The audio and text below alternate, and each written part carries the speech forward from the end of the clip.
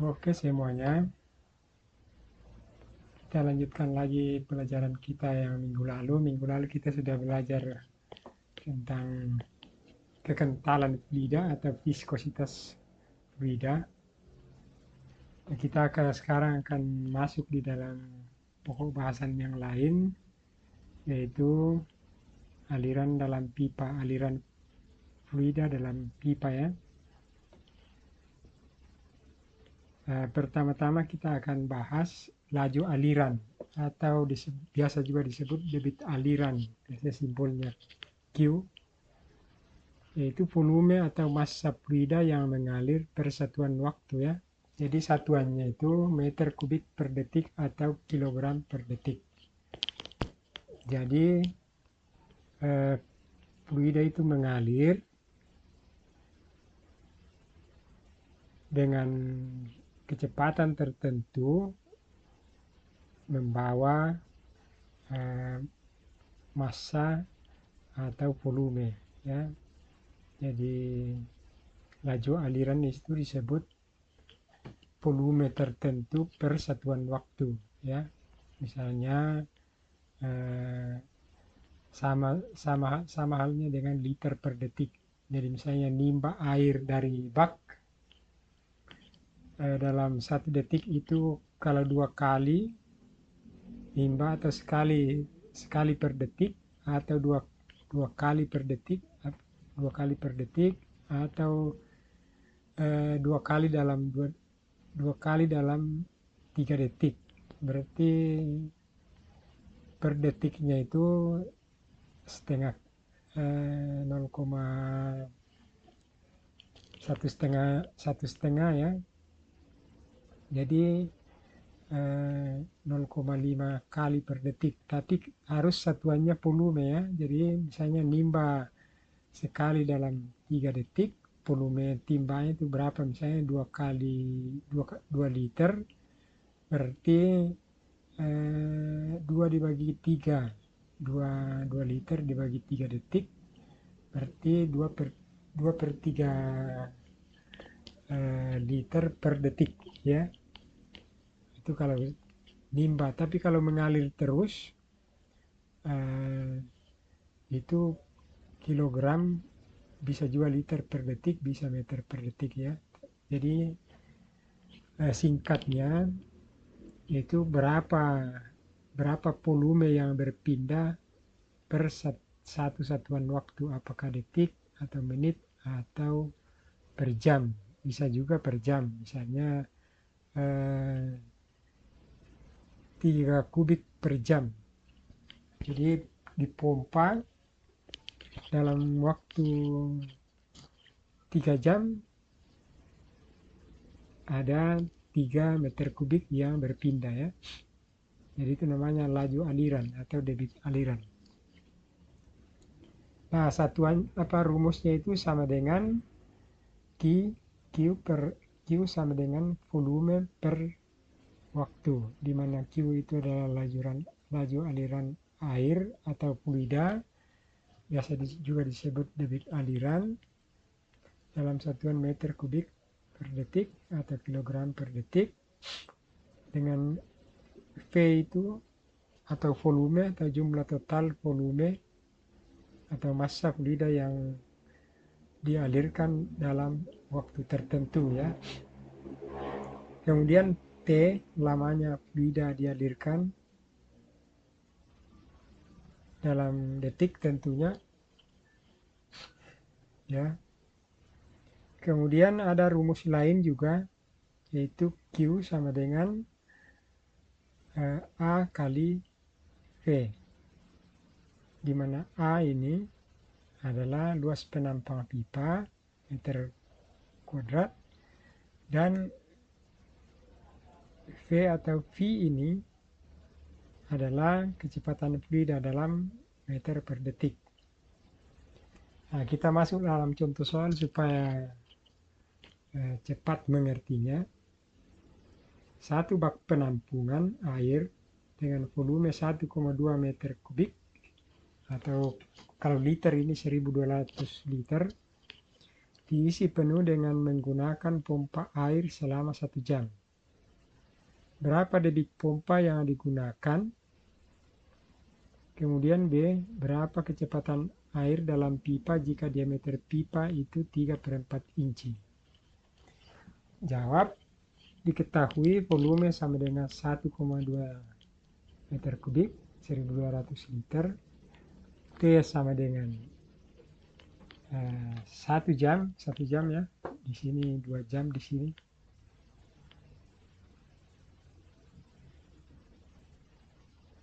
Jadi T sama dengan 1 jam atau 3600 detik, dan D sama dengan 1,91 cm. 1 inci itu sama dengan 2,54 cm ya. Jadi 3/4 itu 1,9 cm atau 0,0191 meter. Ditanyakan A, debit pompa, B, kecepatan aliran air dalam pipa jika diameternya itu di atas 1,91 cm ya. Penyelesaian rumusnya itu Q sama dengan volume dibagi waktu. Jadi ini gampang ya. 1,2 meter kubik dibagi 3600 sama dengan 0,00333 meter kubik per detik atau 0,33 liter per detik. Jadi itu namanya debit aliran, jumlah atau volume air yang mengalir per persatuan waktu, dalam hal ini detik. Meter kubik itu satuan volume, liter juga satuan volume ya, per satuan waktu.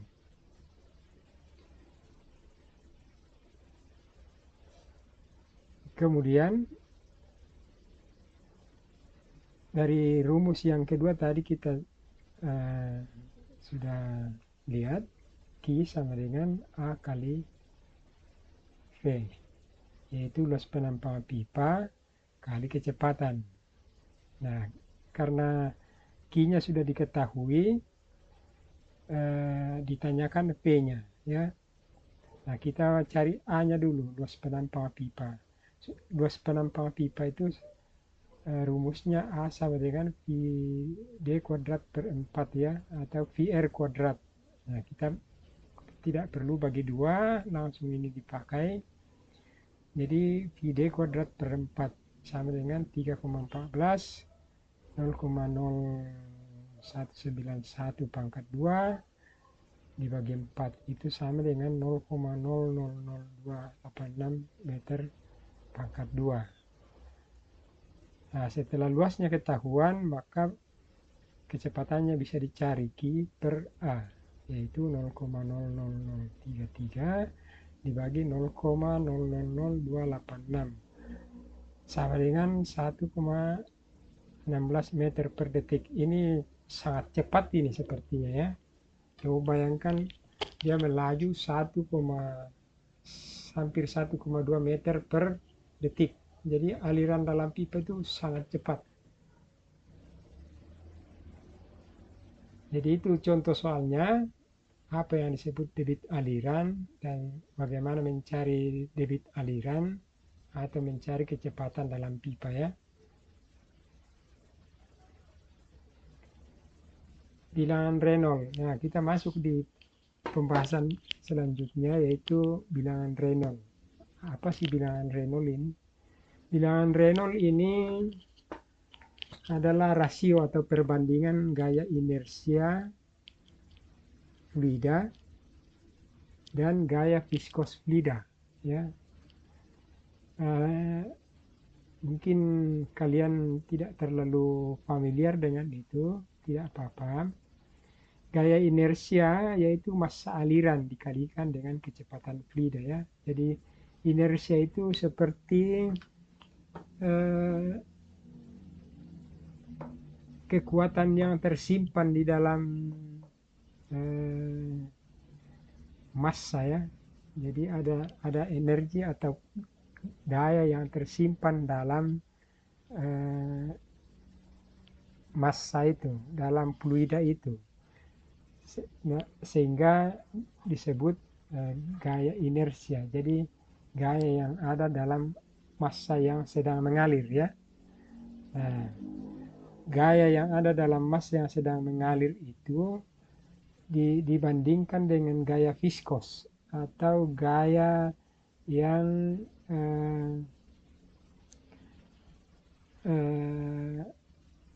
telah membuat fluida itu terdeformasi atau bergerak ya.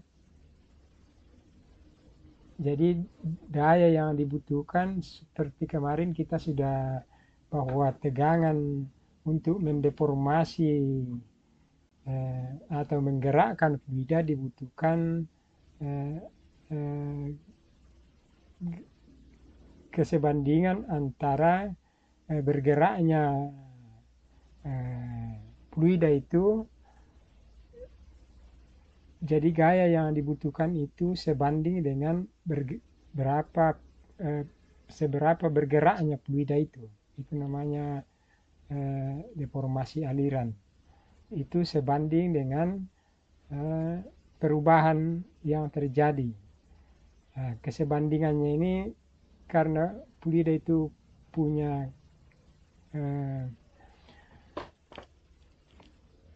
viskositas, maka kesebandingannya itu adalah viskositasnya. Jadi tergantung viskositasnya ini. Jadi daya yang dibutuhkan atau tenaga yang dibutuhkan untuk mendeformasi tergantung dari viskositasnya. Jadi perbandingan antara gaya yang terdapat dalam air atau fluida yang sedang mengalir dengan tenaga yang diberikannya.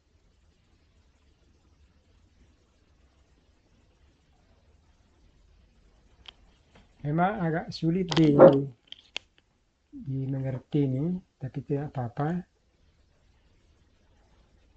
Nah, rumusnya itu kalau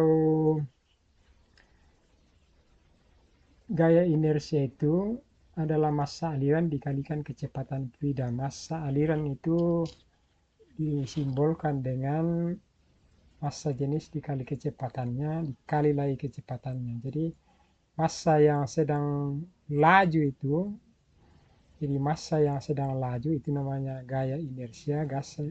Massa yang sedang laju itu massa jenisnya dikali kecepatan dikali lagi kecepatannya. Jadi massa yang mengalir dikali kecepatan. Jadi itu rumusnya. Kemudian gaya viskos itu atau tegangan deformasi aliran, yaitu sebenarnya ini adalah tegangan gesernya atau tenaga yang dibutuhkan untuk mendorong dia. Itu kemarin kita sudah ini koefisien viskositas kali kecepatan per diameternya ya. Nah, karena rasio atau perbandingan, maka bilangan Reynolds itu tidak berdimensi atau tidak punya satuan, tidak ada satuannya ya. Sehingga bilangan Reynolds dari rumus di atas itu kesebandingan diperolehlah bilangan Reynolds seperti ini. Jadi bilangan Reynolds itu sama dengan massa jenis kali kecepatan dikali diameter saluran dibagi viskositas dinamiknya atau viskositas mutlak neta, atau kadang-kadang juga ada yang menyimbolkannya menjadi mu ya, atau bisa juga kecepatan kali d diameter dibagi dengan viskositas kinematik ya, karena viskositas kinematik itu adalah viskositas dinamik dibagi massa jenis. Jadi viskositas kinematik itu menjadi di bawah pembaginya ini pindah ke bawah kalau di matematika ya. Kalau ini pindah ke bawah, maka menjadi pembagi viskositas kinematik dinamik, sehingga N neta per rho itu sama dengan viskositas kinematik, ya. Jadi salah satunya saja sama saja, ya. Jadi itu rumus bilangan Reynolds, di mana rho itu massa jenis, satuannya kilogram per meter kubik, ya, meter kubik ini. Jadi massa jenis itu satuannya kilogram per meter kubik, jadi massanya per volume, ya. Jadi berapa beratnya, misalnya 1 liter air, beratnya itu berapa? Jadi perbandingan antara, misalnya kalau di 1 liter air ditimbang volumenya 1 liter, beratnya berapa? Nah, dibandingkan berat per volumenya, itu namanya massa jenis, ya. Kemudian meta di sini adalah viskositas dinamik, satuannya Pascal per Pascal detik, ya. Sudah kemarin minggu lalu, ya. Kemudian V itu kecepatan fluida meter per detik. Kemudian V di sini sebenarnya ini huruf Yunani, ya. V kecil, ya. Ini viskositas dinamik kinematik, satuannya meter kuadrat per detik, ya. Kemudian D itu diameter pipa dalam meter. Jadi bilangan Reynolds itu yang penting ini dihafal.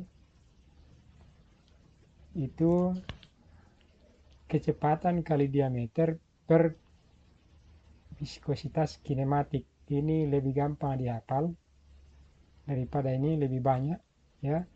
Lebih banyak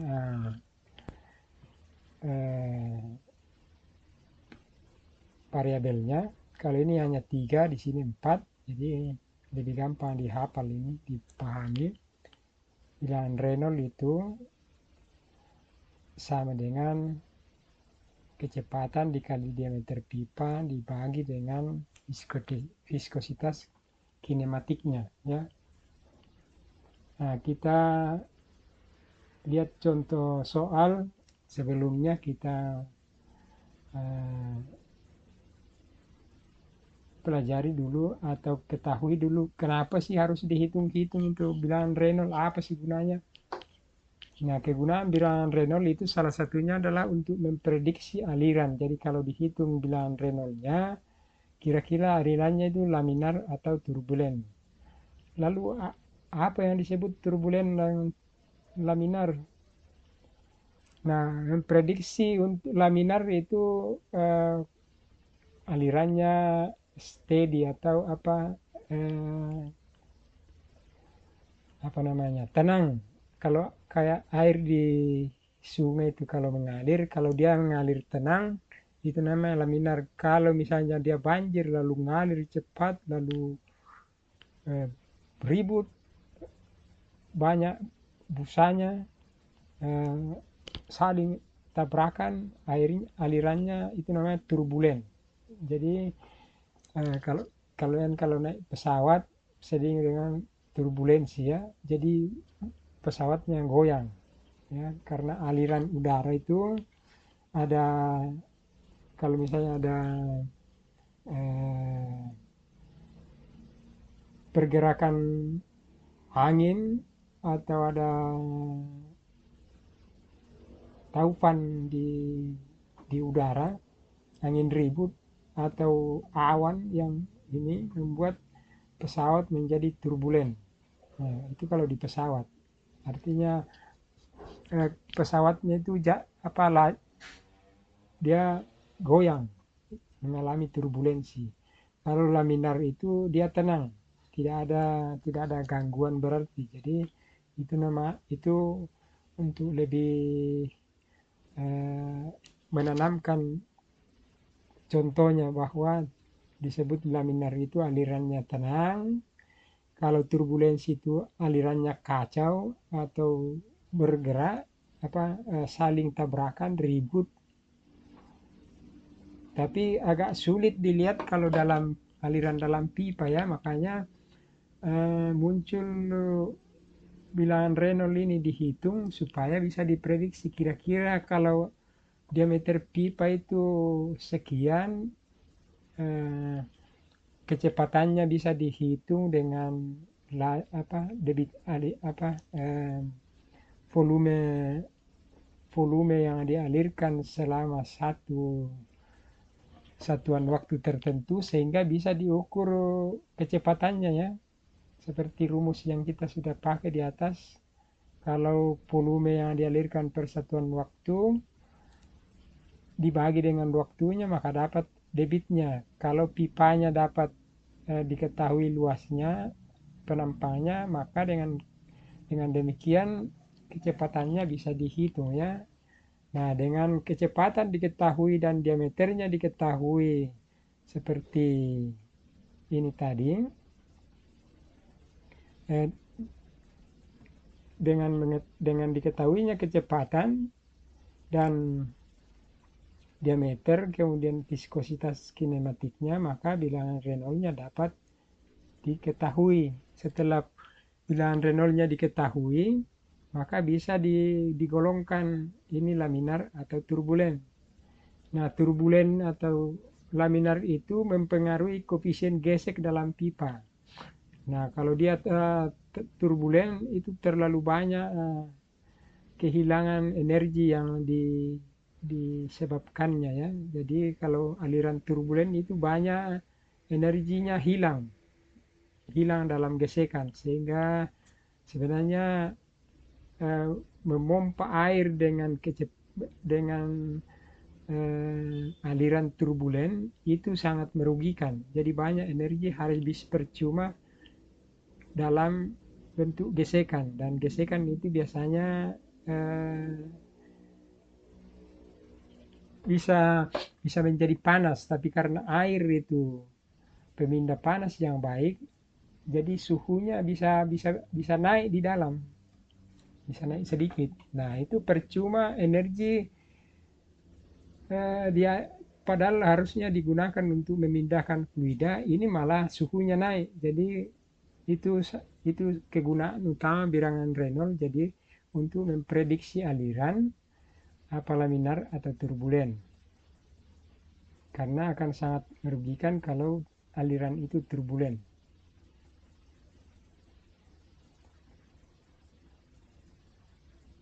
Nah, bilangan Reynolds itu kalau kurang dari 2100 disebut laminar.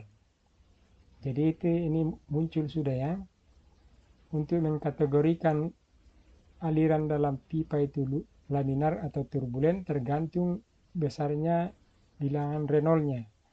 Kalau 2100 kurang laminar. Kalau misalnya dia lebih dari 4000 disebut turbulen. Nah, apa namanya kalau antara 2100 dengan 4000, itu namanya aliran transisi ya. Tapi kalau kita mendesain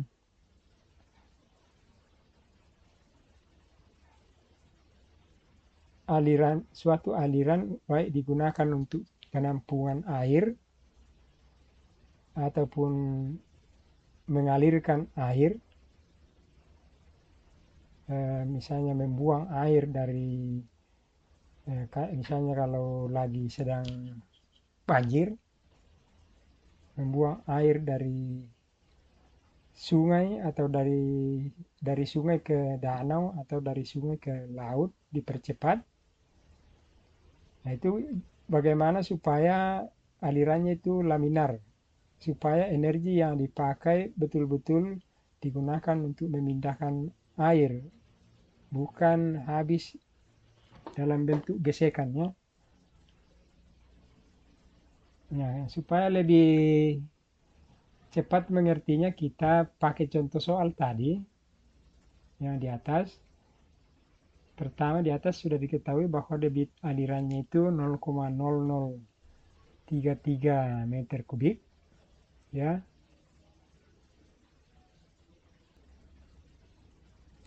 Jadi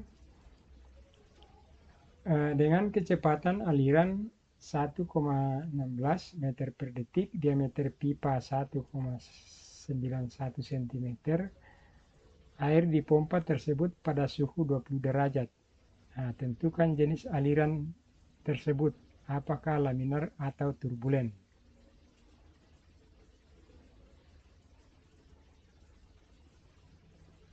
Nah, kita tinggal masukkan rumusnya, jawab. Diketahui kecepatan sama dengan 1,16 meter per detik, diameter 0,0191 meter, viskositas kinematik sudah kemarin ya, pada suhu 20 derajat Celcius ini ada grafiknya kemarin, minggu lalu, itu diperoleh viskositas kinematik 1 sangat mendekati 1. Jadi kita bulatkan 1 di sini. Ada juga kadang-kadang grafik memunculkan 1,00 sekian, tapi kita bulatkan 1 kali 10 pangkat minus 6 meter kuadrat per detik, karena kinematik ya, jadi satuannya itu meter kuadrat per detik kalau viskositas kinematik ya. Nah, karena sudah diketahui semuanya, ditanyakan bilangan Reynolds dengan menggunakan rumus yang di atas, yaitu bilangan Reynolds sama dengan kecepatan kali diameter dibagi viskositas kinematik sama dengan 1,16 dikali 0,091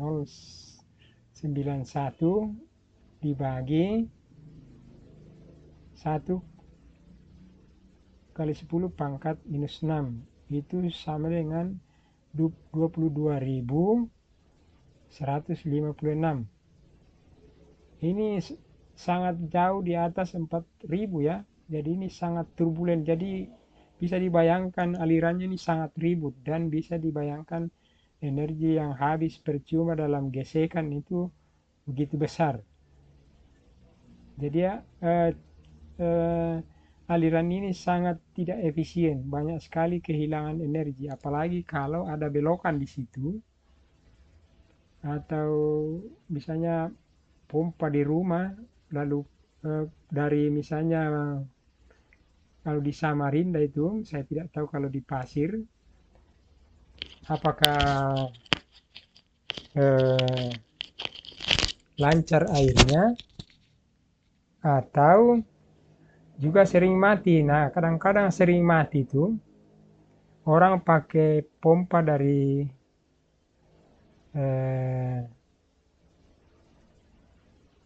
pump, dipompa ke atas bak penampungan. Nah, itu kadang-kadang banyak belokan-belokannya, sambungan pipa yang belok, yang berlikuk-likuk, pergi berbelok-belok,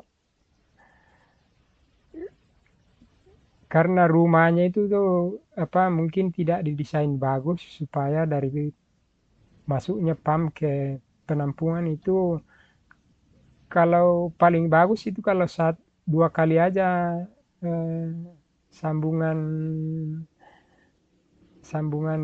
bengkoan 90 derajat ya, sambungan L, dua saja. Nah, kalau semakin banyak itu semakin banyak energi yang habis, apalagi kalau kecepatannya seperti ini, cepat sekali mengalir ini. Jadi banyak sekali energi yang habis dalam bentuk gesekan, baik gesekan antara molekul air maupun antara air dengan dinding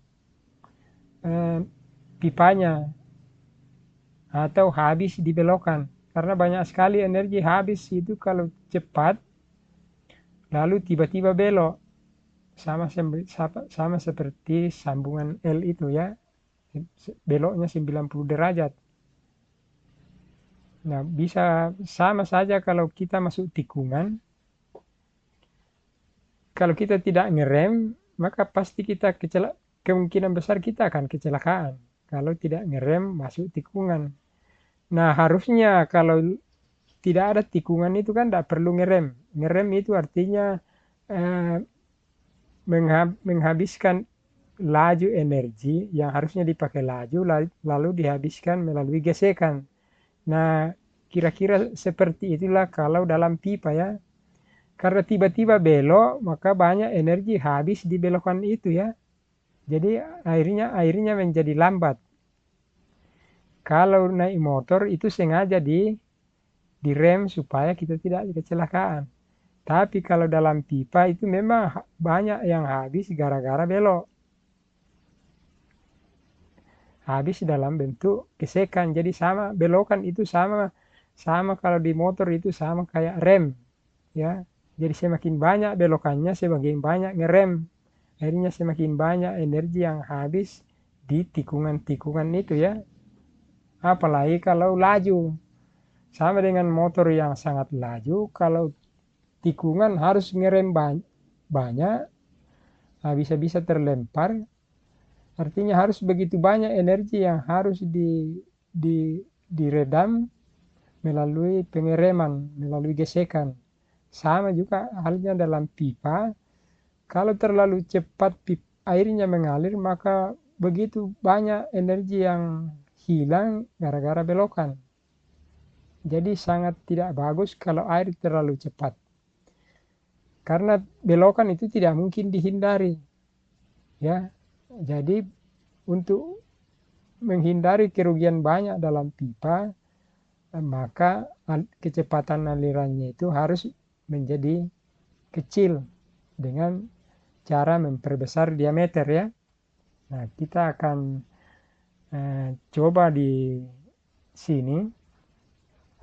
Agar alirannya menjadi laminar, maka diameter pipa harus diperbesar supaya bilangan Reynolds-nya menjadi turun kurang dari 2100. Karena itu perkalian antara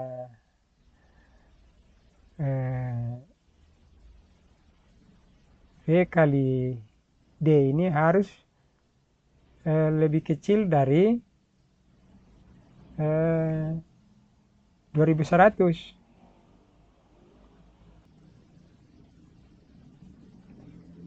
Jadi bilangan Reynolds-nya itu supaya laminar harus kurang dari 2100. Sehingga V kali D per 4 itu harus lebih kecil dari 2100. Sehingga UD V kali D itu kecepatan kali diameter harus kecil dari 2100 kali viskositas cairan. Nah, besarnya itu sama dengan V kali D itu harus lebih kecil dari 0,0021 ya. Nah, kita coba ambil diameter pipa, kita ganti pipanya yang tadi hanya 1,19 cm, kita ganti menjadi hampir 10 kali lipat ini ya. Karena tadi kan terlalu cepat. Kita ganti menjadi 20 cm, yang tadinya hanya 2 cm ya, 1,9. Kita ganti menjadi 20 cm. Sehingga luas pipanya itu sama dengan 0,314 meter pangkat 2. 0,0314 meter pangkat 2 ya. Sehingga V-nya itu atau kecepatannya, sehingga kecepatan sama dengan Q per A. Q tadi itu sudah di soal nomor 1 sama dengan 0,00. Jadi 3 angka nolnya 33 dibagi 0,314. Luasnya sehingga kecepatannya itu sama dengan 0,1 meter per detik. Dari 1,116 jadi 1,16 meter per detik menjadi hanya 0,01 ya. Nah, kita coba kali apakah sudah memenuhi. 0,01 kecepatan dikali diameter 0,2 sama dengan 0,002 ya. Jadi dua nolnya.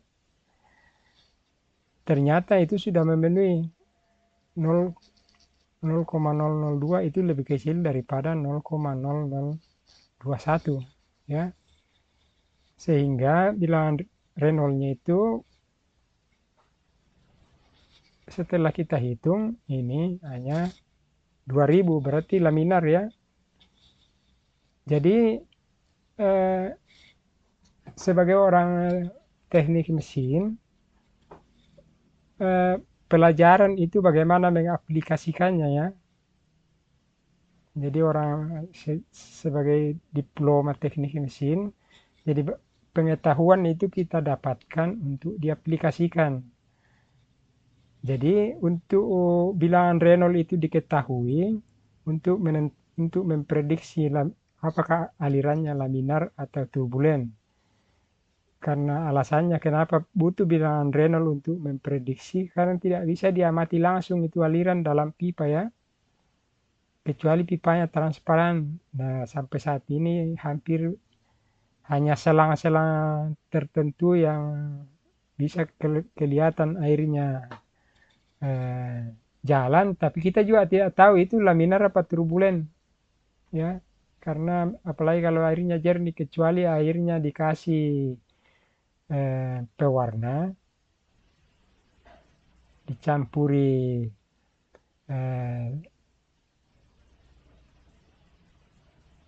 serbuk sehingga kelihatan apakah alirannya tenang atau kacau saling tabrakan. Ya, seperti kalau air terjun itu kan saling tabrakan kiri kanannya alirannya, dibanding dengan kalau alirannya landai, alirannya tenang ya. Nah, disitulah dibutuhkan bilangan Reynolds ini, sehingga ketahuan bahwa kalau sudah lebih dari 2100 itu sudah banyak sekali energi yang habis ya. Jadi diploma teknik mesin itu belajarnya begitu. Jadi kita tahu untuk apa diaplikasikan, untuk apa sebenarnya diketahui bilangan Reynolds itu, bukan diketahui saja atau diketahui saja oh ini laminar atau turbulen baru tidak aplikasinya di mana. Jadi aplikasinya itu untuk menghemat atau mengurangi energi yang hilang dalam aliran ya, karena energi itu harusnya digunakan untuk memindahkan fluida. Kalau alirannya turbulen maka sebagian besar energinya habis untuk gesekan, jadi sia-sia. Nah, sebagai orang diploma kalian sudah tahu ini bahwa kalau mendesain suatu pemipaan air ataupun misalnya oli, desainlah diameter pipa dengan kecepatan pipanya itu, alirannya itu untuk memenuhi bilangan Reynolds yang laminar, jangan sampai turbulen ya. Usahakan semaksimal mungkin desain pengaliran fluida itu alirannya laminar, jangan sampai turbulen, karena banyak sekali energi yang hilang, artinya biaya operasionalnya, biaya pemeliharaannya, biaya operasionalnya tinggi, sehingga bisa harga air atau harga olinya harus naik untuk menambal kerugian yang seharusnya tidak terjadi ya. Ya, terima kasih. Sampai di sini pelajaran kita hari ini. Minggu depan kita sambung lagi.